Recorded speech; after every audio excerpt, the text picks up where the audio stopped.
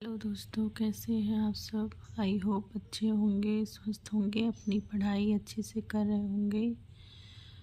8 फरवरी को जो सीटेट का एग्ज़ाम होने वाला है सीटीपी में, ये देखिए एनसीएफ 2005 नेशनल करिकुलम फ्रेमवर्क, ये जो होता है इसमें से 4-5 क्वेश्चन आते हैं।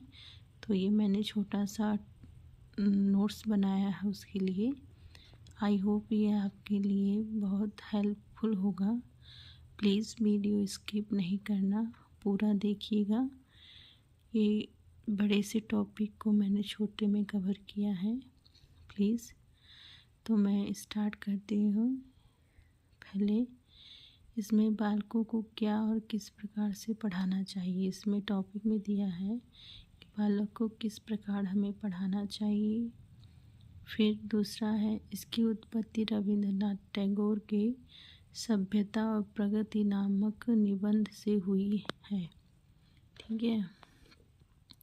फिर आगे है अनुवाद। संविधान की 8वीं अनुसूची में दी गई भाषाएं जो होती हैं 22 होती हैं, उसमें से किया गया है। एनसीएफ 2005 को प्रोफेसर यशपाल की अध्यक्षता में तैयार किया गया था। ठीक है। फिर आगे पढ़ेंगे। राष्ट्रीय पाठ्यचर्या की रूपरेखा 2005 के मार्गदर्शी सिद्धांत। ज्ञान को स्कूल के बाहरी जीवन से जोड़ा जाए, पढ़ाई को रटंत प्रणाली से मुक्त किया जाए, पाठ्यचर्या पाठ्यपुस्तक केंद्रीय न हो। ठीक है। आगे परीक्षा को अधिक लचीलापन बनाना और कक्षा की गतिविधियों से जोड़ना। ठीक है। राष्ट्रीय मूल्यों के प्रति आस्थावान विद्यार्थी तैयार किए जाएं। आगे है कुछ उसके सुझाव है राष्ट्रीय करिकुलम के। ठीक है। तो हम पढ़ते हैं आगे। बच्चे सक्रिय हैं, वह स्वयं से जाने और सीखें और नई नई चीज़ों को आजमाएं, जो तोड़कर गलतियां करें और स्वयं सुधार करें। दूसरा पॉइंट है, सीखना सक्रिय और सामाजिक गतिविधियां हैं। तीसरा पॉइंट है, सीखने में यांत्रिकता बार बार नहीं होनी चाहिए। फिर चौथा है, सीखने को डर और अनुशासन की जगह आनंद एवं संतोष से जोड़ना। फिर पांचवा पॉइंट है, बालक को स्कूल, घर, समुदाय आदि पर जगह महत्व माना जाए और उसकी भाषा संस्कृति को भी सम्मान दिया जाए। आगे है बहुभाषी कक्षा शिक्षण। 3 भाषाओं त्रिभाषी सत्र की वकालत की गई है। फिर आगे है, इसमें भाषा के 4 कौशल बताए गए हैं। सुनना, बोलना, पढ़ना, लिखना। किसी भी प्रकार की सूचनाओं को ज्ञान मानने से बचा जाए। अगला पॉइंट है, बोलना लिखना क्या होता है, अभिव्यक्तात्मक कौशल। सुनना और पढ़ना क्या होता है, ग्रहणात्मक कौशल।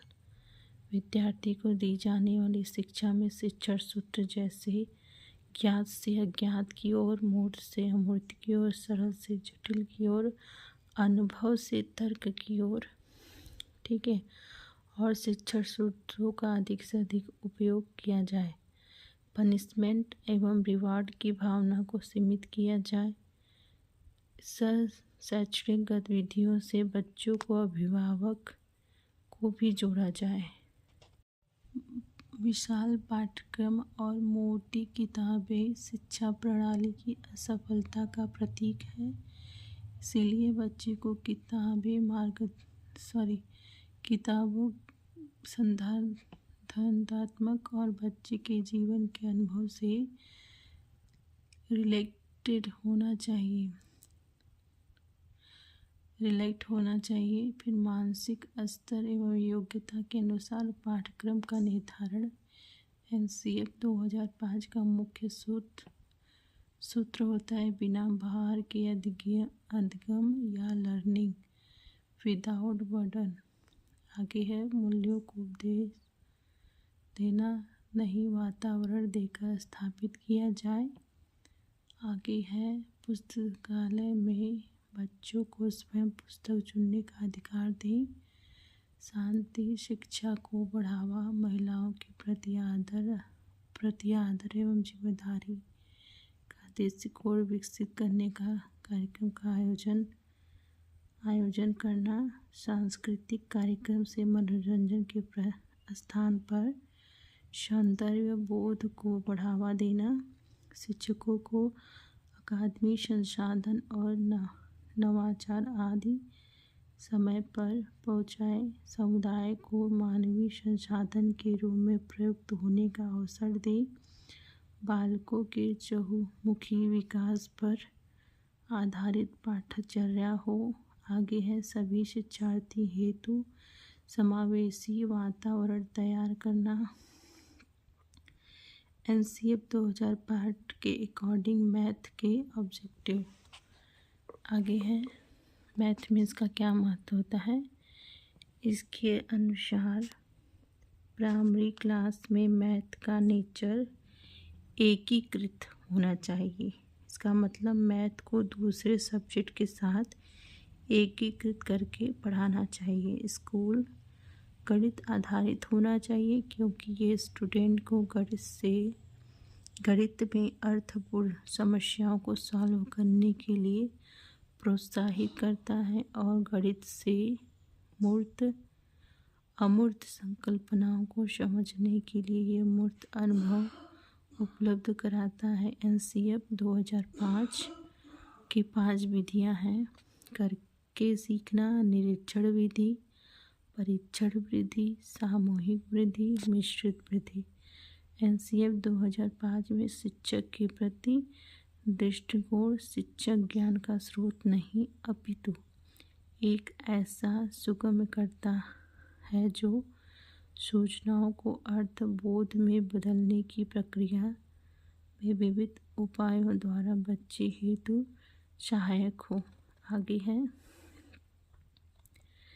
NCF 2005 के अकॉर्डिंग माध्यमिक स्तर पर सोशल साइंस EVS में प्राथमिक उद्देश्य इसका क्या होता है। राष्ट्र के समझ सामाजिक आर्थिक चुनौतियों की समझ विकसित कर सके। प्राकृतिक और सामाजिक वातावरण के परस्पर संबंधों पे बल हेतु वातावरण के समग्र समझ विकसित करना। साइंस के कॉन्सेप्ट को जानने के लिए एक्टिविटी और एक्सपेरिमेंट को कराना। सुपरिचित अनुभवों के आधार पर साइंस के कॉन्सेप्ट को सीखना। आई होप आप लोगों को हमारी वीडियो पसंद आए। अगर पसंद आए तो आगे भी इन छोटे छोटे टॉपिक के लिए हमें सब्सक्राइब करें, लाइक करें। आपका इसी टेट अच्छे नंबर से क्वालिफाई हो। Thank you. आई होप आपको हमारा वीडियो अच्छा लगेगा। प्लीज़ एक बार ज़रूर देखिए। Thank you so much.